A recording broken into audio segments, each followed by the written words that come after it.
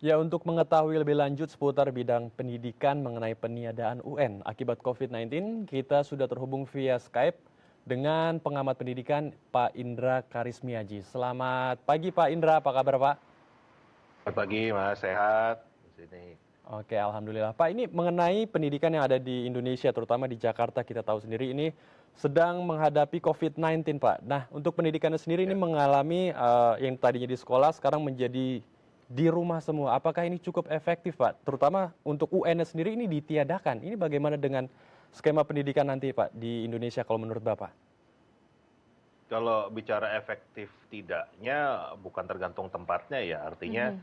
di sekolah pun bisa menjadi tidak efektif gitu, tapi di rumah juga bisa menjadi efektif. Semua tergantung bagaimana cara belajarnya, tergantung bagaimana proses yang dilakukan. Nah, kalau mengenai UN sendiri, memang menurut saya ini suatu langkah yang tepat ya dan harus diapresiasi karena ada beberapa poin. Yang pertama, tidak mungkin untuk saat ini mengumpulkan sekian banyak siswa untuk berkumpul dengan resiko penyebaran virus COVID-19 yang akan bisa lebih parah. Dan itu yang pertama, yang paling utama. Yang kedua, secara substansi, ujian nasional sendiri memang sudah tidak menjadi syarat kelulusan bagi Mhm. siswa di jenjang apapun di 5 tahun terakhir. Dan juga tidak boleh dijadikan sebagai prasyarat untuk masuk atau diterima ke jenjang pendidikan yang lebih tinggi. Jadi secara substansinya tidak akan mempengaruhi nasib daripada para siswa ini sendiri. Bisa lulus atau tidak, bisa diterima di jenjang berikutnya atau tidak, itu tidak menentukan. Yang ketiga, UN yang kita miliki sekarang pun memang sebetulnya sudah tidak sesuai dengan apa yang dibutuhkan. Saya sering mengatakan kalau UN kita ini bagaikan timbangan tapi timbangan rusak.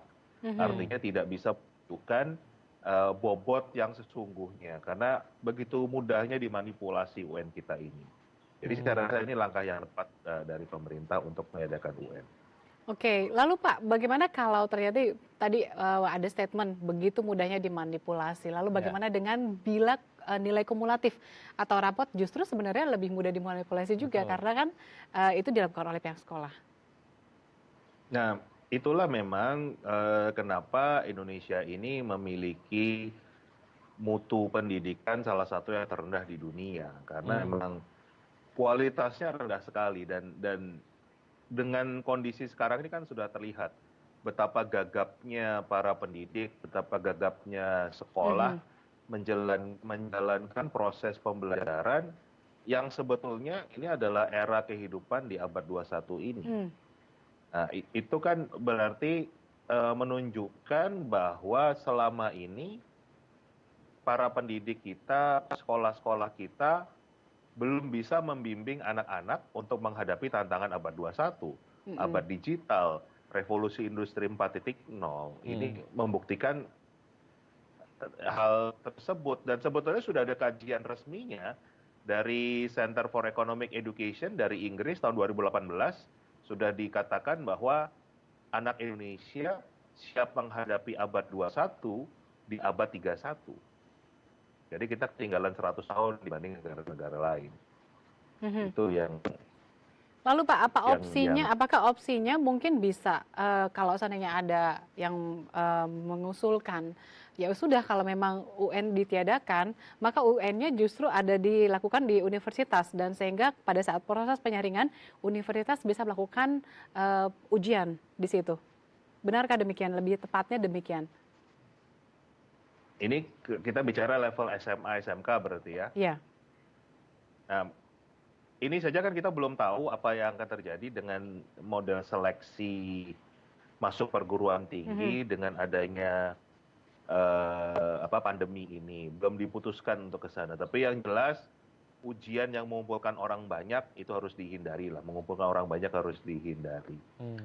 Tapi kalau bicara teknologi, sebetulnya ujian yang dilakukan dimanapun, kapanpun itu bukan teknologi yang baru. Mhm. Hmm. Kalau kita lihat misalnya tahun 94 itu tes TOEFL, tes bahasa Inggris untuk masuk Iya. Ya, perguruan tinggi Amerika betul. itu beralih dari paper base kertas ke komputer base itu tahun 94. Tahun 2000 mereka sudah beralih ke internet based. Jadi sebetulnya sekarang tes TOEFL bisa dilakukan kapanpun, dimanapun. Jadi kalau secara teknologi sebetulnya bisa dilakukan tes seperti itu. Cuman pertanyaan besarnya, apakah memang masih perlu tes yang model ini? Karena tes yang seperti sekarang di UN itu yang dites adalah hafalan apa yang dipelajari. Padahal kebutuhan dunia pendidikan itu harusnya mengetes mampu nggak mereka belajar. Karena dalam proses pendidikan harusnya bukan learning what to learn, bukan what-nya, tapi how to learn. Bagaimana cara belajarnya. Dan itu bentuk tesnya nggak harus bentuknya model ujian begini, tapi justru kalau sekarang saya lebih menyarankan bentuknya proyek, sebuah karya nyata yang betul-betul dibutuhkan. Dan ini sudah di surat edaran Mas Menteri kan sudah ditunjukkan ke sana.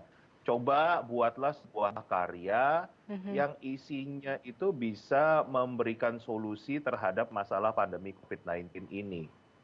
Kan masalahnya nggak hanya dari sisi kesehatan ya, dari sisi sosial jelas kita timbul masalah, dari sisi ekonomi ini timbul masalah, sisi religius pun, ya kan, kayak hari ini nggak bisa sholat Jumat, orang nggak bisa ke gereja, ya kan.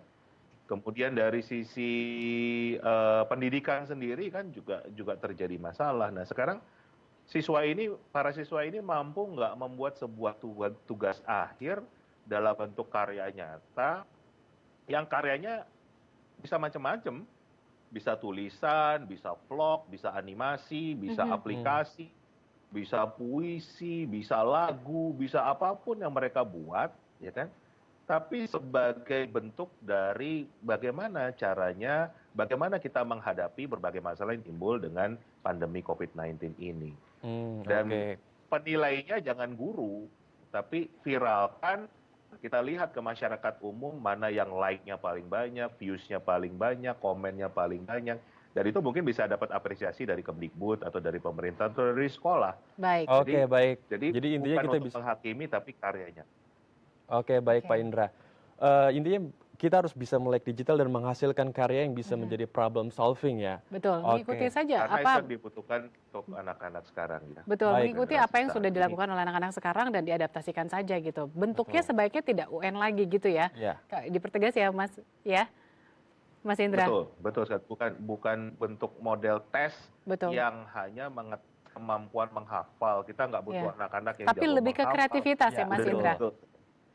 Lebih ke kreativitas, berpikir kritis, berkolaborasi, komunikasi, dan tentunya memecahkan masalah. Baik Pak Indra. Terima kasih Mas Indra Syairis Miaji